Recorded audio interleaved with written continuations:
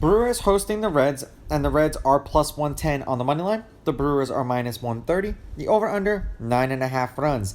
The Reds getting a run and a half on the run line are minus 178, meaning if you bet them that way and they win this game outright, you win. They'd lose by 1, you win.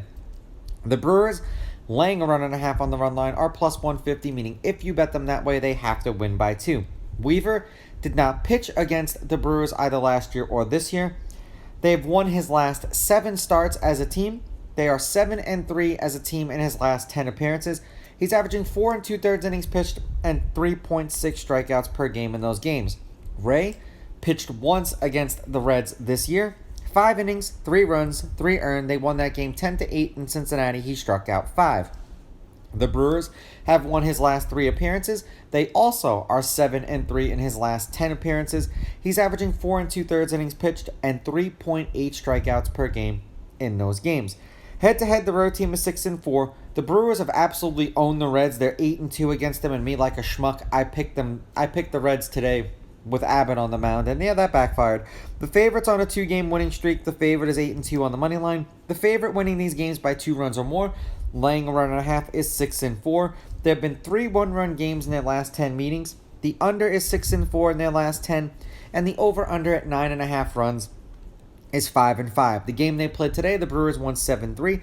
The game before that, the Reds won 2-0. The game before that, the Brewers won 5-1. The game before that, the Brewers won 10-8. The game before that, the Brewers won 5-4. The Brewers are 4-1 against the Reds in their last 5 meetings against them, and in this season.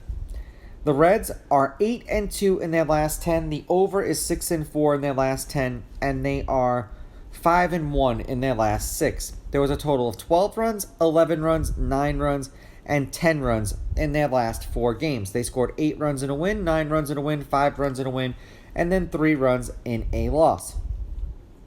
For the Brewers, they're 7-3 in their last 10. The over is 7-3 in their last 10. The over has hit in their last 2 games. They are 2-2 in their last 4. They're on a 2-game winning streak. 13 runs, 7 runs, 11 runs, and 10 runs total in their last 4 games. 6 runs in a win, 6 runs in a loss, 3 runs in a loss, 6 runs in a win, 7 runs in a win.